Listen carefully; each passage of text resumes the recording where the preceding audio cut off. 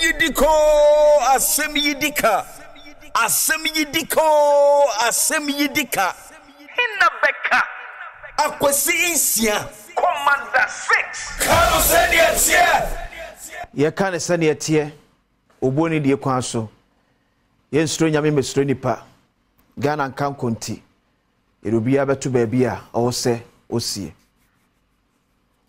Nyame asomdwie enkan nyina meden de akwesi nsia asemi de kabre e na aso. Megidi so ho ye baabi bia wo bia. Na otwi mu nyina komokese a ye di efa ye street light. Ya dodo na anya adwuma ho. Nanso ye gi Ghana foto e wo ho.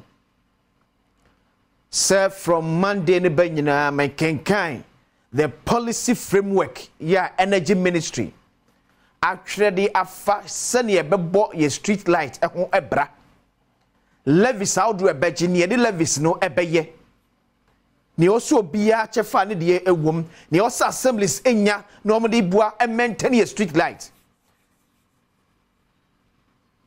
semed wanka sa nam kromu a nhunu esum anadwe da suom ba watwia ho kane aka wanam kromu a wahu nyema kwasi nsana ba gina bom sire maka akyerew sa wa wonam kromu anwumra enyu obi na beka akyerew ye street light dodo na anya adwuma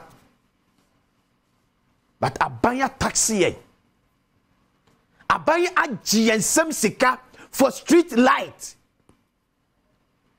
Me see every bill be a usage for the bill be 3% of that bill goes into street lighting. Nya de kituo ti a mete say a place like Tema industrial area hwenyuma wo hwe electricity consumption no be 3% of that consumption for street light levy na so nam motorway street light enya adwuma eya ene motorway kura so asasai udi agran motorway no at least one kokra be say 100 kilometers per hour o keso be kosa do sa kwan so pe na so dodge portal sa wan hwe de kwhye ba bi ni kwaso kwhye especially adwumre na light say ni so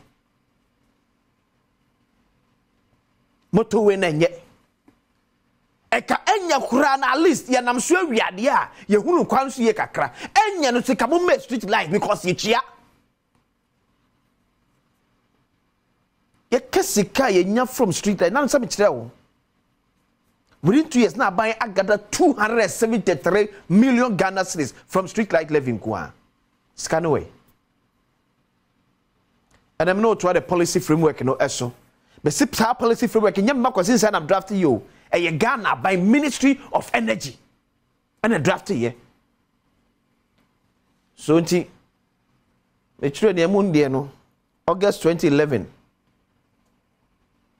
August musu ne we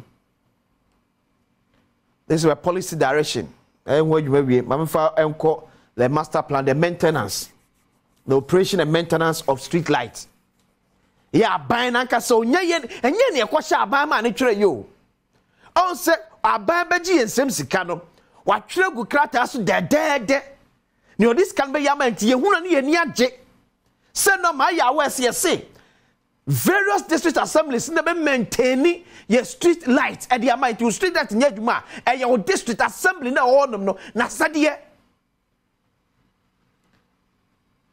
throughout Ghana be no island every place be fully under assembly and assembly do mechanism for street lighting levy. Or see, all electricity consumers shall pay a levy, which shall be adequate to be used by the respective MMDAs to pay the full cost of energy consumption and maintenance cost of street lighting.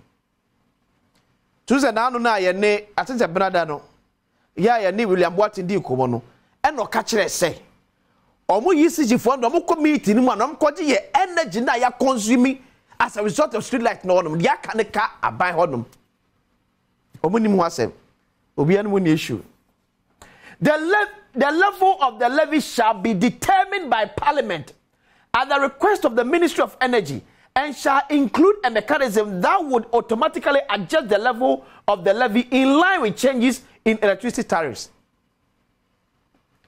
And yes, obi and me ato to nkania mu certainly because dealing percentage affecting direct.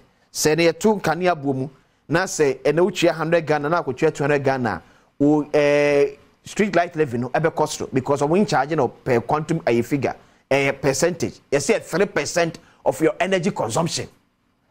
It is electricity so be consuming 1 cedi kura and mu 3% and a budget for street light.